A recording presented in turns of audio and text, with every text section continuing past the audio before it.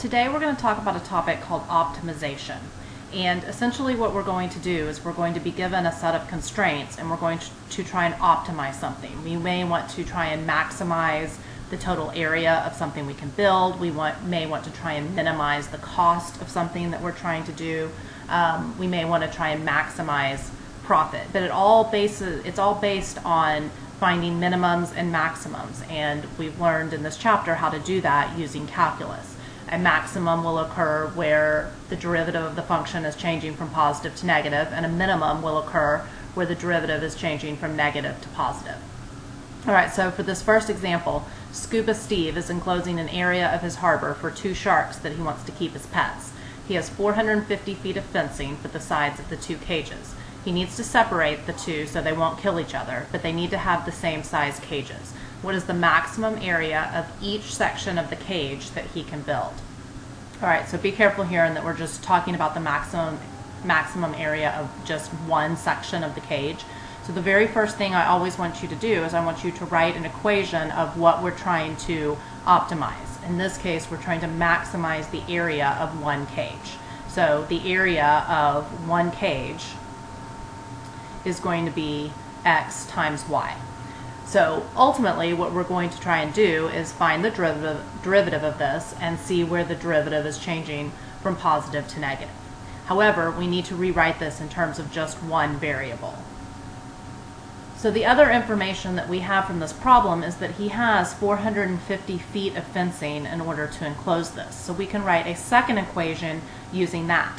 And hopefully you're going, oh, we kind of did this in one of the after parties recently. And that's exactly why you did that after party, is I was trying to set you up for this lesson right here. So if he has 450 feet of fencing, then what we need to do is add up the perimeters of all of these sides, or the perimeters of the 2 cages, and set it equal to 450. So this side is going to be y, this is x, and then those 2 sides are y also. So if I add up all of those sides, then I have 3x plus 4y equals 450. And then we're going to solve the equation, this perimeter equation, for one of these 2 variables and substitute it back up into my area formula. And it literally does not matter which variable you solve for in this case. I'm just going to solve for y. So if I solve this equation for y, I would subtract 3x from both sides, so I have 450 minus 3x equals 4y. And when I divide by 4, I have that y equals 450 minus 3x all over 4. And you're welcome to simplify that, divide both parts by 4, but you don't have to. All right, so our new area formula in terms of just one variable is x times y, but we know that y is 450 minus 3x all over 4. And now is where the calculus comes in. We need to find out the maximum of this equation, so we will take the derivative, set it equal to 0, and verify that the derivative is changing from positive to negative.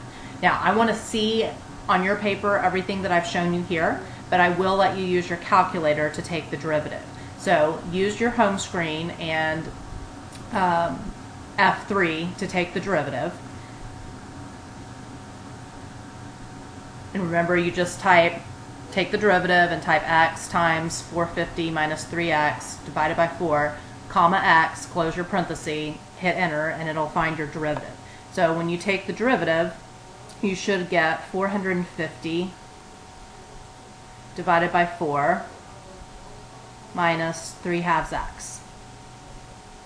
And if we're trying to find the maximum, then the next thing we need to do is set this equal to 0 and solve for x. Once again, I'm more than happy for you to use your calculator. So on the home screen, you can do F2, which is solve. Type in 450 divided by 4 minus 3/2 x equals 0. Put in your comma x and close your parenthesis. And when you hit enter, you should get that x equals 75.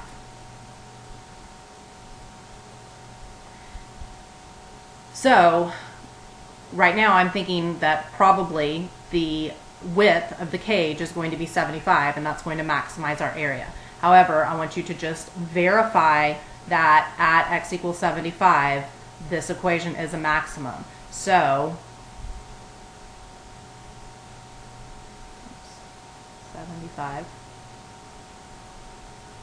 Let's do some test points. If I plug in, say, 10, or even just, if I plug in, say, just 1 for x, then I'm going to get 450 divided by 4 minus 3 halves. That's greater than 0, so I'm going to have a positive number. If I plug in 100 for x, then I will have 450 divided by 4, which is a little bit over 100, minus 150, so that's negative. So sure enough, a prime is changing from positive to negative, so therefore x equals 75 is truly a maximum. And we can say that this is a max because a prime changes positive to negative. All right, and then we just need to make sure that you answer the actual question. And the actual question is, what is the maximum area of each section of the cage that he can build? So we want to find the area of one section, which is x times y. Well, if x equals 75, then I can figure out what y is by plugging the 75 back into my area equation. So y is going to equal 75 times 450 minus 75 times 3, all divided by 4. And you're welcome to just type that into your calculator. And it turns out that y ends up being 56.25.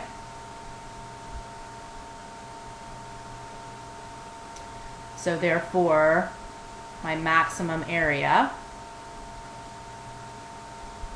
is 75 times 56.25,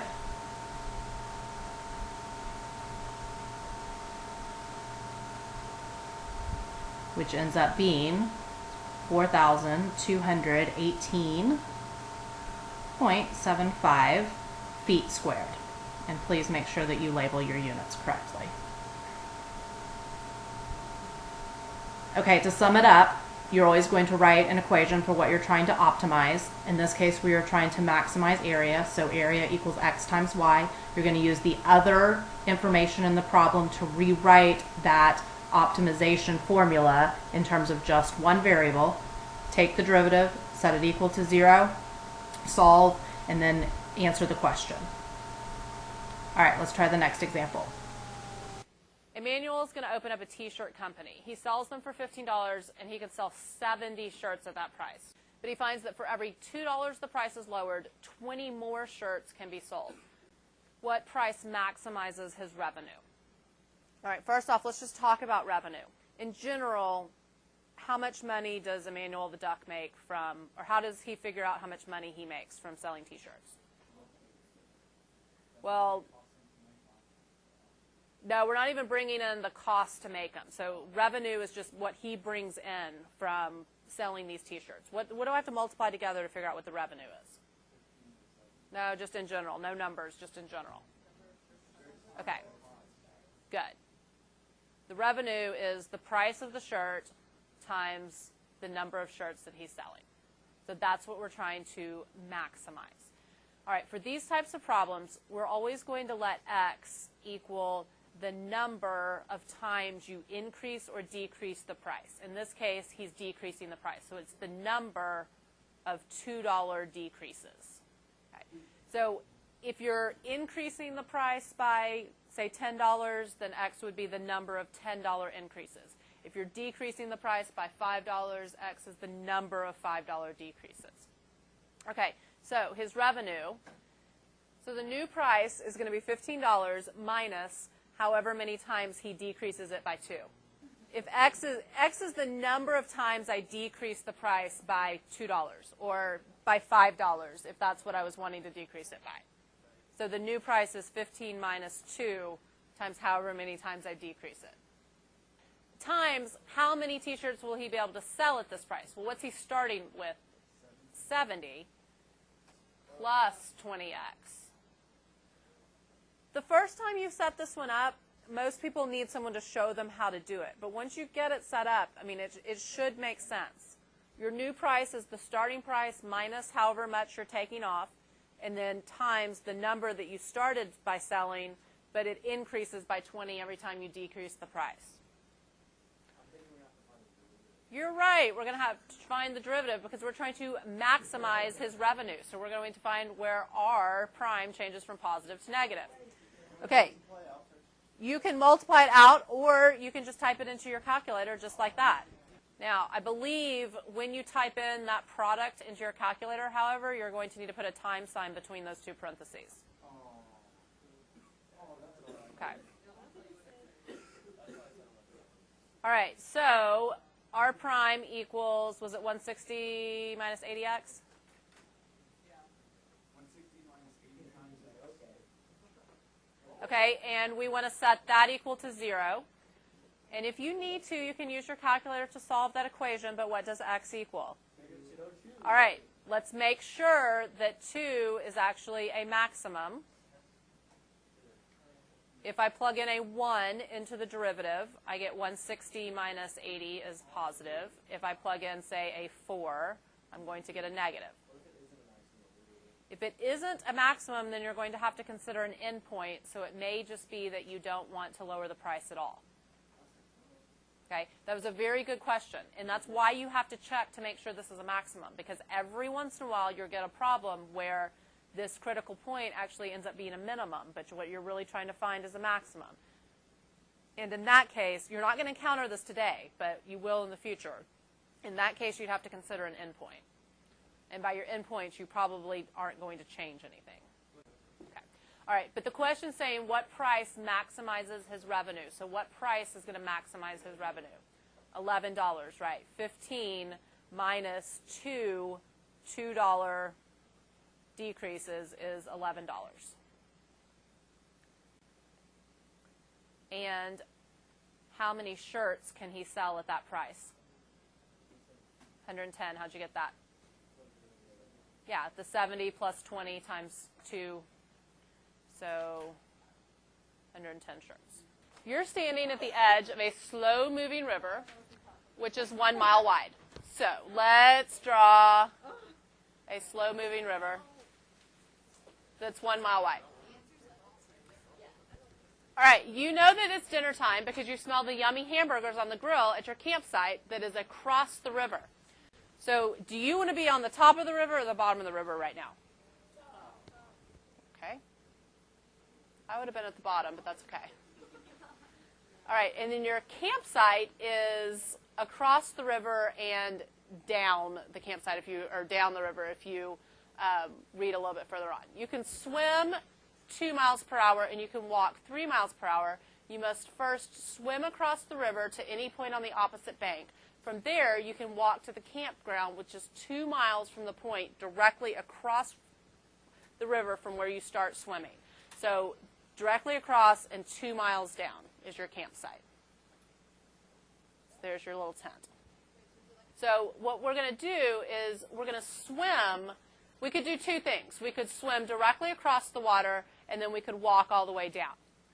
Or we could just swim all the way across the river to the perfect point. Or we can swim to some point on the bank and then walk that distance right there. And what we want to do is we want to minimize our time. So we're not necessarily if we wanted to minimize our distance, what would we do? We'd swim diagonally across. But we can walk faster than we can swim, so we probably want to swim some distance, but then spend some time walking. All right, so what we're trying to make the least amount of time. If distance equals rate times time, then time equals distance divided by rate. Okay, and we have basically 2 parts of this problem. We're going to have the part that we're swimming, and then the part that we are walking. So your total time is going to be your swim distance divided by how fast can we swim? 2 miles per hour, plus the distance that we walk divided by 3. Okay, so let's figure out how far we're going to swim.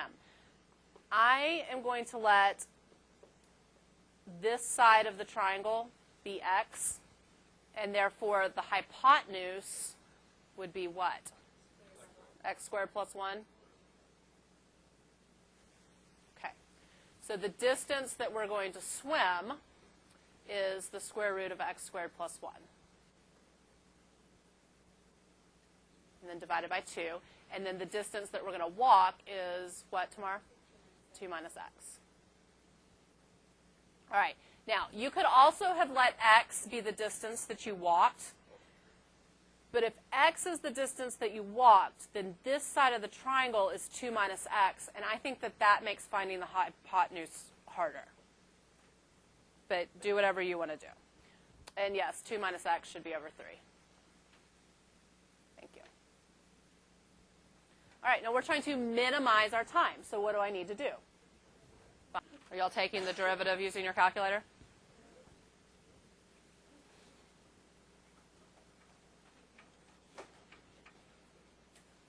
I kind of want you to practice taking those derivatives, so if you've got your calculator handy.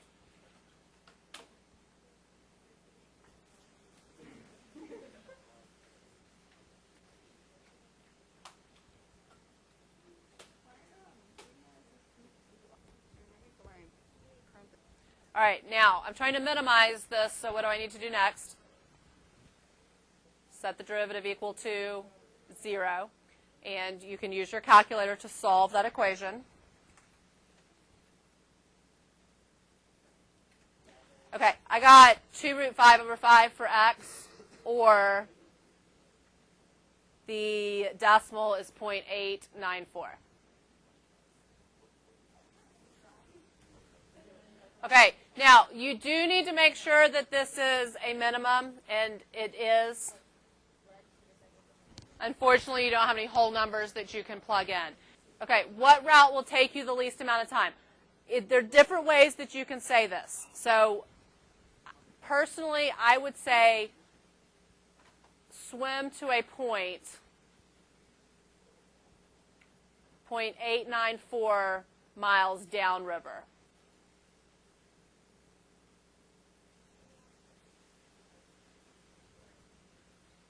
You can write 2 square root of 5 over 5 or 0.894.